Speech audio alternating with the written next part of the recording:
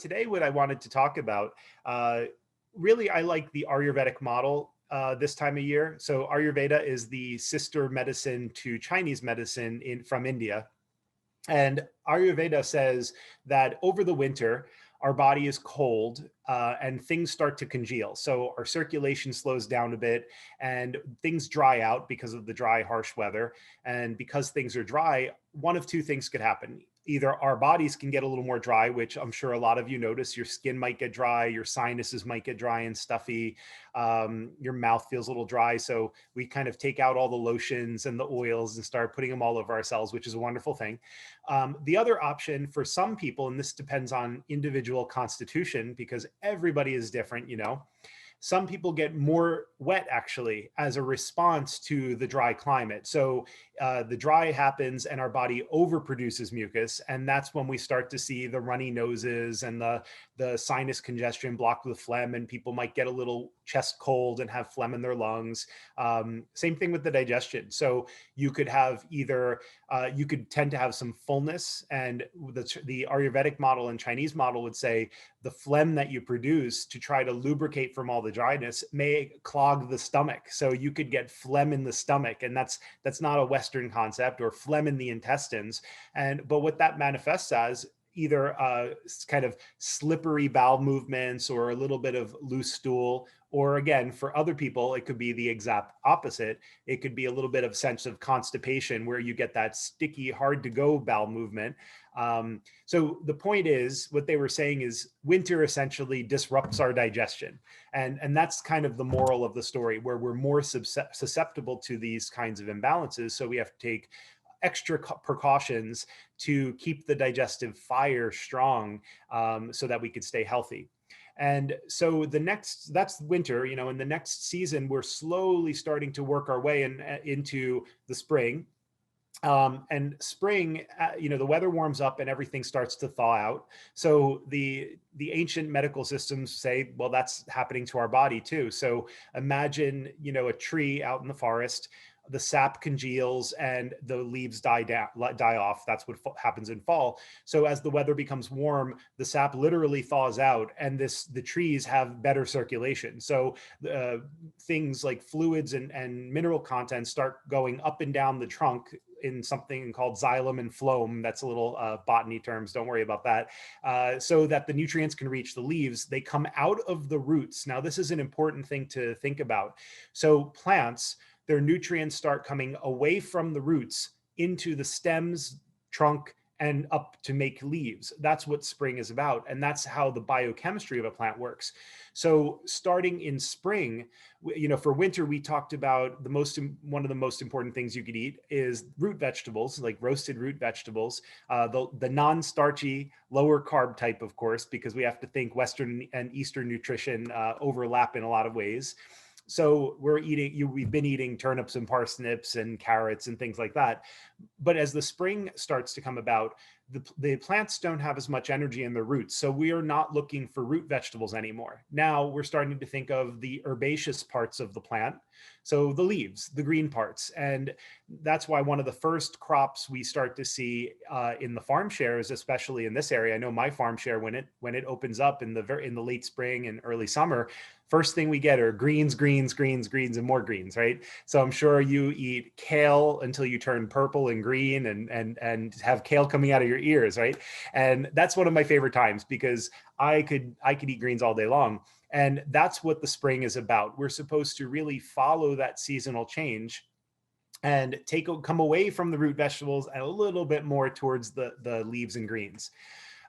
So I mentioned a few minutes ago about the Allium family. And the Allium family of vegetables and plants are things like garlic and onions and chives, green onions, all of those pungent vegetables. So if you understand that the first thing, that they're great for all the time of the year, for a lot of people, right? The volatile oils in these plants have a lot of immune stimulating benefit. And the aromatic oils, the essential oils, actually, just like you would buy lavender essential oil. Well, imagine garlic is an essential oil. Onion is an essential oil. There's a lot of those compounds. So when you eat them, they go into your stomach and then you actually breathe them back up into your sinuses. and you get them into your lungs. So having garlic breath is terrible for society and great for your health.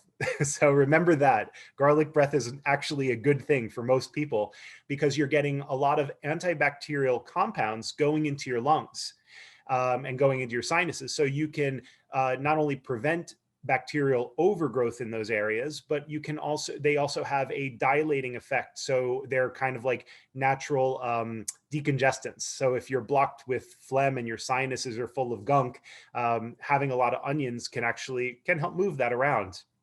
So that's why I brought our fire cider back into the mix. But now we're moving into spring. So as the plants start to mature and go into those green part of their phase of their lives, we're trying to go away a little bit from onions and the root part. So onions and garlics. And now we're starting to use more like the green part. So the top, like leeks, for example. Leeks are the above ground part of the allium family, of one of the allium family vegetables. Green onions, that's really a great one to start using in the spring because it still has all those volatile oils, but you're going to get the vitamin C and all of the natural oil compounds and the antioxidant compounds that are more vibrant in the top of the plant than they were before when it was colder out and the plant was in hibernation.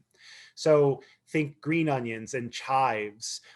Garlic scapes are one that come out very soon, I believe. That's one of the first things in the spring as well. So when garlic scapes, I don't know if you've ever seen them, but they're essentially the green part that comes out of the garlic. You know, I was always taught when I was little, we have tons of garlic in the kitchen, proper Italian household. And if the garlic starts to sprout and you have these little green things, they were terrible, throw them away, it's going bad.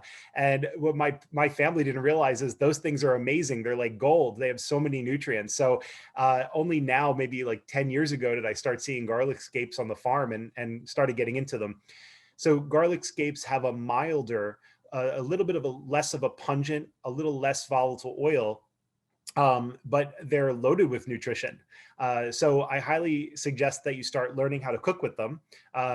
They do cook a little bit differently, that you can't necessarily use the same cooking techniques as compared to just using garlic in a recipe. I noticed that I do have to use quite a bit more to get the garlic flavor, and I don't really saute them as much like I do in the beginning. Like, so in my way of cooking, I start a lot of dishes with chopped onions and that I cook for a while in olive oil, add a little bit of garlic, cook it for a few seconds, maybe 30 seconds, and then I add the rest to my dish. That's kind of traditional cooking technique in many different cultures. Garlic scapes, I actually kind of just use a flash stir fry in the oil for like 30 seconds, just to start to bring out the volatile oils a little bit. I remove them from the pan, then I start doing everything else and then add them back in at the end of the recipe. That's one way I've learned how to play with them so that I can keep those medicinal compounds in the plant and get a nice flavor out of them. And I also usually slice them pretty thin. I try to mince them up. So play with those. Those are fun. That was a little tangent. I wasn't expecting to talk about garlic scapes. Boy, I'll tell you that. So what are some other things? So going back to the basic concept. So as our sap is melting and over the winter, we're encouraged to do actually heavier exercise than in the summer. So thinking about non-food parts of our lives, you think about it as our joints are congealed, we're cold, in the winter you want hot soup and hot heating pads on your knees, right? I'm sure that's a common experience that most of us could attest to. Everybody wants the hot water bottle on their lower back in the winter. So what's nature's heating pad is just movement.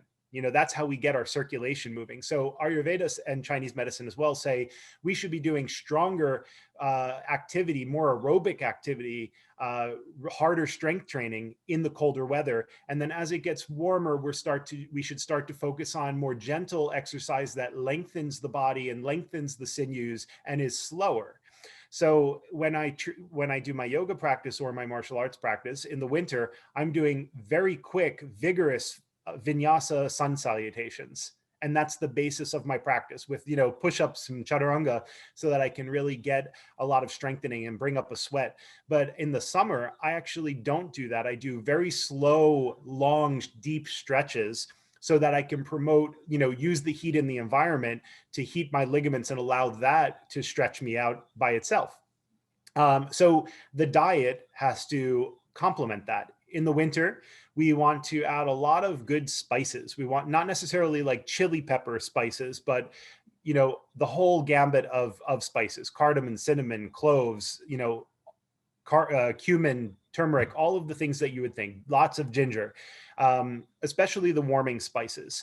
So we're in a season now and coming out of it, but we're still using these warming spices. So I don't tend to use as much coriander as far as spices are concerned, because that's a little bit more slightly on the cooling side, but you can still use it. I don't really use mints. So mint tea, peppermint, things like that. I stay away from mints.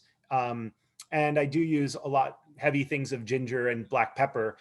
In fact, one of the main blends in Ayurveda for this time of year is called Trikatu, which Trikatu is 3 different spices. It's ginger, black pepper, and another kind of pepper that's called long pepper. It's also, the Indian name is pipali. So those 3 spices can be used mixed into any dish. You could actually simmer it in some water and almost make a tea out of it, or make a tea with other things like holy basil. You can add tulsi or holy basil nicely to that blend and just have it as a tea that warms the body and stimulates circulation. And if you don't want to get fancy, here's the quick and dirty: just simmer fresh ginger root in some water, call it a day, and drink that. Okay, that'll get your circulation going. It's great for the digestive fire. So for that matter, cook with lots of ginger. It's just such a simple plant that we think about, we know, but a lot of people overlook its power. It has a strong medicinal power to it. As we move towards spring, we're starting to make the transition. We still have all this kind of phlegm, according to Ayurveda, and we have to move the phlegm. So we have to keep working out, working our bodies stronger, getting that cardiovascular exercise, and using our warming spices and warming foods. So we're eating soups and stews, right? Not salads. But as we go towards the spring, we're going to start to cut back on those things and slowly phase in the more fresh vegetables as they're available, and kind of taper down on the hot warming spices as the weather kind of cools off. So we have to follow the pattern of nature. Of course, this is all variable for each person, and you have to do that food experiment that suppers love so well, right? So try it out, see how you feel. If it doesn't feel right for you, forget what I said. That's the moral of the story with that one. So in the spring, we're going to start thinking detoxification. That's the other main concept that Ayurveda and does talk about. So what is detoxification from an Ayurvedic perspective? Doesn't really mean, hey, we got to remove heavy metals and pesticides. They weren't talking about that necessarily, but they were talking about stimulating the digestive fire. And that by itself helps move the phlegm, take away all these congealed body fluids, and stimulate circulation. So if one of my teachers said, we don't have to detox because our bodies are self-cleaning machines. And in a way, I do truly believe that for a lot of people, because if you take away all of the offending toxic things we do to ourselves, like oversleeping, eating all the gluten and carbs and sugars, and take plastics out of our lives, our bodies will start to repair themselves if you give them the right tools. So stimulating digestive fire is one of those wonderful tools. So I just type in ayurveda.com and khichdi, and this is just one of millions. I mean, you could find khichdi recipes all over the place, especially khichdi recipes from Ayurvedic medicine. That's the difference, because khichdi can just be a normal food, but you can make it into a medicinal food if you use the right spices and the right vegetable ingredients. So what kind of spices and vegetable ingredients is the question, right? So the first thing you could do, there's a couple options. Actually, I'm going to share another website. So Bunyan Botanicals, I have no ties to this company, so no financial ties here. I just think that they have a great quiz on it. So if you go to this website, Bunyan is a company of Ayurvedic herbal medicine. They sell products, okay, but they have this great quiz that I learned about. Theirs is pretty nice. I liked it, and it's this one: take the dosha quiz. Dosha means kind of imbalance of constitution. And in Ayurveda, they talk about 3 different main doshas, 3 different constitutions. And if you take this quiz, it kind of, and, you know, really contemplate it. And what I would recommend is take the quiz and then have someone that is close to you, like your spouse or your best friend, take it for you. And then kind of factor in the both of them and see what the results are. It gives you a general guideline of what kind of constitution you might have from an energetic perspective. With that information, you can then go to one of these recipes. You can go back to one of these recipes or find books on it. There's plenty of recipe books on khichdi or Ayurvedic diet. And it'll tell you, for example, on this one, it'll have a recipe, but looking at the top, options, you could add vegetables, right? Options for Vata or Kapha. Those are 2 of the 3 doshas or 2 of the 3 constitutions. It'll say add a pinch of ginger powder to the recipe, because for people of that constitution, that extra little bit of ginger might help medicinally. Or for Pitta people, and I'm a Pitta person, so Pitta is the fire constitution. That's why I'm pink in the face, I'm loud, I talk with my hands, I'm very excessive, right? That's just my nature. It would say leave out the mustard seeds, because mustard seeds can be very hot and spicy and warming. And for someone like me, that can make the warming become excessive.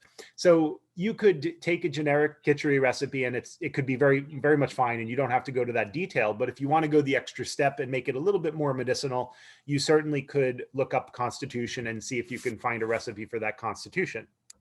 So basically what the stuff is, in a nutshell, is yellow mung dal. Mung dal is the lentil inside of a mung bean. So it's a part of the mung bean.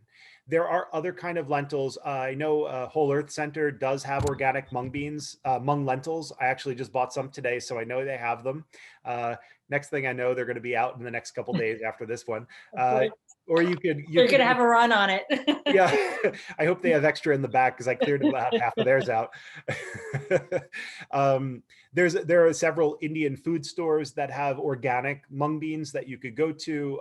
I know there's one on Finnegan's Lane that has a nice organic section of mung lentils and organic rice and organic spices. And then, of course, my favorite, pureindianfoods.com. A good friend of mine who owns this grocery. It's all organic spices and groceries. In fact, they have, in my opinion, the best turmeric, that's the dried turmeric, that quality that I've ever seen.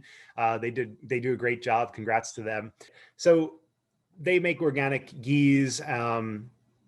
They actually have lots of great products, you know, by ghee, but then they can also, let's see, they also have, you can buy all these kinds of things, grains and lentils and things like that. And somewhere on here, they have a khichdi kit, actually. And that's most important that I wanted to show you. They're local, right? Yeah, yeah. It's Sandeep and his family, and okay. they're here. Here we go. If you don't want to go to any, you know, make it have too much work to do, and you want it kind of all made in one thing. Oh. They have actually, this is not even the right one. They have a khichdi kit. Let me see if I can search for it. Where they send you the ghee and they send you the spices all together. Here we go. This one. Now they're going to have a run on their products. Yeah. So that's what we want. Yeah, right. So if you don't feel like, you know, finding recipes and figuring out your own kind, or if you want to just start with this and then you could get more detail later, it's already mixed for you. You could buy this and they'll send it all to you. So you have the grain, you know, the grain in one, a spice mix that's a kind of a generic spice mix that's quite tasty, and it's okay for pretty much most constitutions. And the ghee, which khichdi basically has that. It's mung lentils. I usually will do something like 1 cup of mung lentils, half a cup of white rice. And actually I do mean white rice in this case, not brown rice. And I'll explain why in a little bit. And then I put a couple, probably around a tablespoon in that blend mix of the spice blend, or a tablespoon of, I make my own spice blends and I use whole seeds. That's a little more complicated than we need to get to for this lecture. But if you were to use a blend that's pre-made, about a tablespoon, and then about 2 tablespoons of the ghee. Ghee is clarified butter. So it's the non-dairy portion of butter that's oil, really, and it's shelf stable. It's actually prized in Ayurvedic medicine. And since even though I'm not very much, I don't believe large amounts of dairy should be in the average person's diet, but this actually is the one exception where I don't have any problem with it, because it's, they separate the curds and whey, and all you're taking out is the oil. And it's, unless you have a severe dairy allergy, there's very few dairy proteins in the final product of ghee.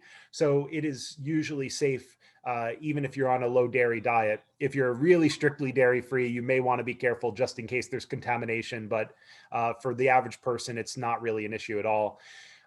So basically I do this, so it's a cup of lentils, half cup rice, and I use about 8 cups of water.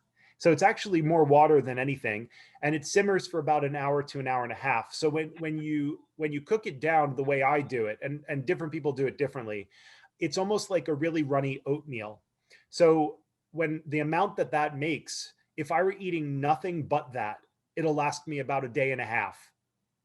So it's quite a bit of water in there. So sometimes I'll do that as a fast, actually, and only eat that one food for a couple days in a row, and just and water, and that's it. And that gives your digestive system a rest. So the point is, you're eating this stuff that's really easy to absorb. And so why did I say white rice? The reason is because when you cook this stuff, it's actually breaking down almost into baby food. So by the time it's done cooking, you can't even see the rice grains anymore. It's essentially acting like a starch or a thickener. So the tummy doesn't have to do any work. You're giving your digestion a rest, and then all of the rest of the energy that your body, cellular energy that your body produces, you have it freed up to do other things in your system. It can go to help heal your immune system. It can go to help heal your skin. It can give you energy and help with nervous system repair, because now you feel awake and invigorated, instead of bogged down by all the food that we eat all the time and the carbs. And we have to constantly, our body has to constantly produce digestive enzymes and stomach acid. If you're eating a very gentle food like this, you get to rest your stomach and rest your whole body. So it's a really nice idea to play with. Even if you don't do a fast with it. Sometimes I'll tell people therapeutically, just eat this stuff for breakfast and lunch, and then have a very light dinner. And that way you're kind of doing a modified, simplified diet and giving the body what it needs. Brown rice, I say no, because the brown rice doesn't break down enough, and then you get a little bit too much of a harsh product, and it doesn't have the same restorative product on the gut. In general, I'd rather people eat brown rice over white rice, although its glycemic impact, there's not that much difference between brown and white rice, honestly. So truthfully, I'd rather you eat not rice. That's even a better option. I'd rather you go for things like quinoa and amaranth. So another way of making khichdi, if you wanted to avoid rice, and this is one way that I'll sometimes do it, is with amaranth. So it's a really small grain. And actually, I'm wondering if there's some other pictures. That's the actual plant. If you see these purple flowers and green leaves, it's actually a vegetable, and you can use amaranth leaves as a delicious vegetable. It's not easy to find, but to get that, you have to usually go to a Chinese grocery store, and it's a great leafy green. So the best picture, I think, over here on the right side of the screen, that's what it looks like. They look like these tiny little dots, almost a little bit bigger than a poppy seed. Anyway, sometimes I'll use that plus the yellow mung dal. So the mung lentils, and 1 cup, and then half cup of amaranth. If you were to just cook amaranth, it's not a gluten-free grain. It's not a grain, actually. It's a seed that has no gluten. It's very high in omegas, just like flaxseed, actually. It's not very well known, but there are some omega-3s, fatty acids in there. And if you were to just simmer the stuff in water, just as an experiment, it becomes really slimy. It actually almost has like this feel of like aloe gel. The nice thing about that is what that sliminess to it is actually healing to the mucosal lining of the gut. So it actually has a therapeutic value for preventing things like leaky gut syndrome, which is an inflammatory gut lining that is the root of a lot of different problems and a lot of other diseases in American culture for sure, but probably all over the world. So I really do like amaranth, and that is certainly a very appropriate grain, or I keep saying the word grain, I'm trying not to, appropriate carbohydrate kind of source to be eating in the springtime, because it is a spring plant. I mean, the seeds don't come out until later in the harvest, but it is a spring plant that grows and has that kind of energy for spring. So I start to make khichdi and porridges with that in it instead of rice, as another option. The other thing I wanted to share, go to this, one of my favorite spices that is really not well known except for to the Indian cook, is ajwan. Okay, there we go. These are not good pictures. I'm trying to find a good, I think, there we go. I think that's the best picture on Google. Like, see the wooden spoon? So that's ajwan. Ajwan, I don't even know what the English name is. I don't even know if it has an English name, actually. I would say it's maybe in the fennel family. I can't remember if it is a cousin of fennel, but it's a really powerful spice. You certainly can find it on that Pure Indian Foods website, or you could find it at any Indian grocery store. But it's known in Ayurveda as the most important spice for stimulating digestive fire. So it gets Agni, Jatara Agni is what we call it in Ayurveda, which is the stomach, the fire of digestion. We say it kindles it, almost like putting a bonfire under the soup pot. And that's important because, again, if your digestion is strong, according to Ayurvedic and Chinese medicine for that matter, then you're able to metabolize and burn off all these toxins that we're exposed to in life and toxins that our body produces. So we're less burdened with these endotoxins or environmental toxins, and then we can excrete them.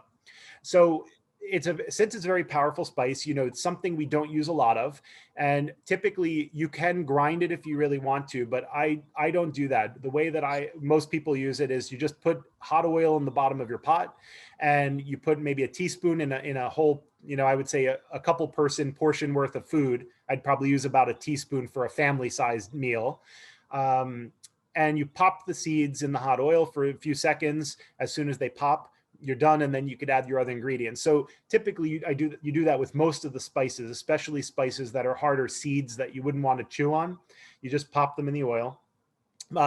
So this goes really nicely with other spices like cumin. Cumin also has a very mild digestive stimulating effect without being too hot and too warming. If you know how to cook with the kind of sweeter spices at the same time as the savory spices, another spice that goes really nicely in this time period is cloves. Now, cloves you have to be careful with, again, also because they're really powerful. So if you're making a whole meal, you might only use a half a dozen. But cloves have a number of effects that are really healthy. They stimulate the digestive fire and get your pancreatic enzymes going so you can digest food, but also they warm the body, stimulate circulation, and there actually is a lot of the essential oil in clove is antibacterial, antifungal, antiparasitic. So you can really kill off a lot of, nasty bacteria that's maybe living in the intestines from eating too many carbs over Christmas and Hanukkah and New Year. Just by adding these spices into your diet. And remember that, I know I keep going back to spices, but I can't help myself, right? Spices are so important in life, and there is really good research showing that spices are antioxidant, and just the simple fact that you add spices to food, you lower the glycemic impact of how carbohydrates and how foods affect our blood sugar. So just by adding them in, even if it was comparing the same two foods. So please start to play with spices if you're not familiar with them. That's always my mission in life, getting people to use more herbs and spices in life. So there's ajwan. And okay. Let's see, what else did I have to show you? So we talked about the scallions. We're going to use a lot of those. Okay, and then the bitter leafy greens. So as we go towards spring and the weather warms up, we're able to tolerate typically more vegetables that are on the raw side. So Chinese medicine and Ayurveda don't necessarily firmly agree with Western nutrition. There's a little bit of a conundrum in my mind since I'm trained in all these different practices. Like, well, which theory to listen to, right? Western nutrition says we should eat tons of green vegetables, lots of salads and fresh products. And I agree with that. I think there's a lot of validity to that. And then Asian medicine and East Asian medicine in Ayurveda says never, ever, ever touch a salad. It's terrible. It's going to put out your digestive fire, and it's the root of all evils, right? So, I battled with my teachers over the years because, well, I don't know if I agree with either theory. So there's got to be some sort of middle ground, right? So what's the middle ground? The middle ground is what's the word Suppers uses? Bio something individuality, right? Yeah, biological individuality. Biological individuality. And that's what gives us this middle ground. So me, Andrew, as a very strong fire type, pitta type with a lot of digestive enzymes, no problem. I could digest anything. I can eat tons of salad and not have any problem. And those green leafies that are raw add a lot of nutrition into my diet and keep my appetite down, because I could eat a salad bigger than my head and still not be hungry afterwards. But I can handle that.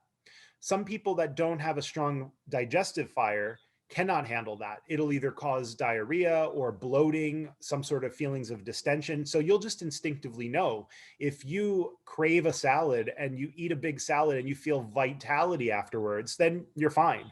But if you feel like your stomach is heavy and you feel a little bloated and gassy, or you get the runs a little bit and have a little diarrhea, then maybe eating cold raw foods and salad is not the right thing for you.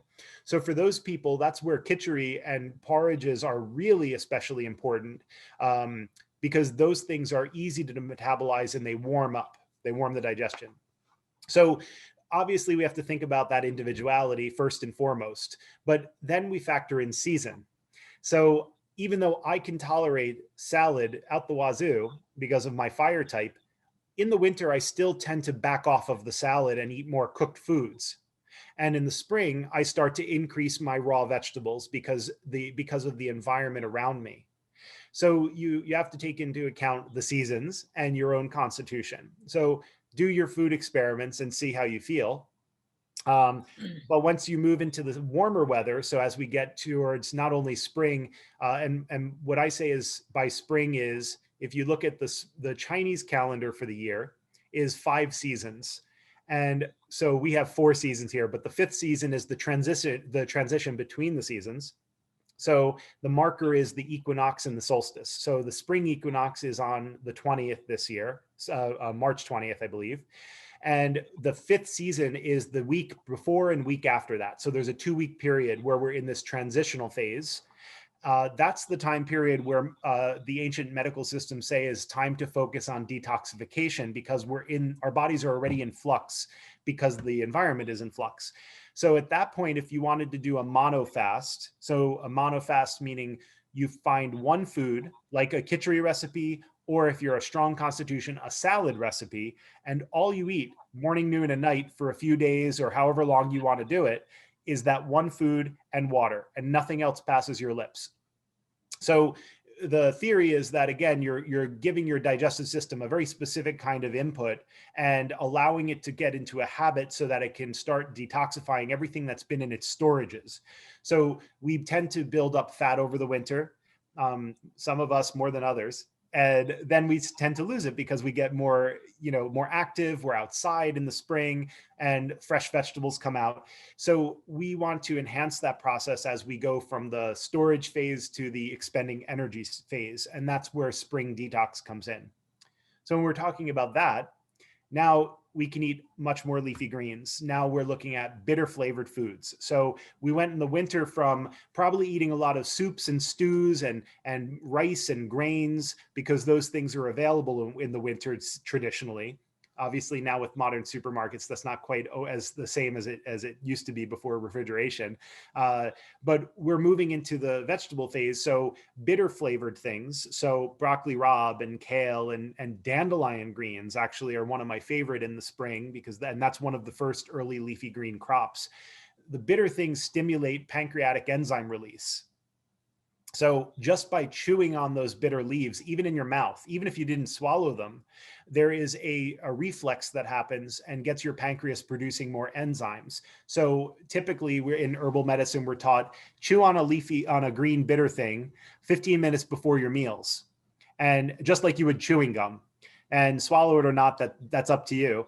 But you're getting your digestive system primed for the food that it's about to receive. And now you can break down the food with much more ease. Plus, there's also this aspect of kind of meditative aspect, right? You're preparing for your food. You're doing this ritual, just like having some sort of mindfulness of just sitting and looking at your food for 10 minutes before you eat it, or having a before meal prayer. So your before meal prayer could be chewing on a dandelion leaf if you want. So you're preparing for the meal, then you eat. You don't just go and sit down and pour it into your stomach and hope everything turns out all right. So that's our transition. So we're going from more grains to bitter leafy greens. And if you have a strong constitution and good digestion, you can eat more raw. And if you don't, try to eat them more cooked.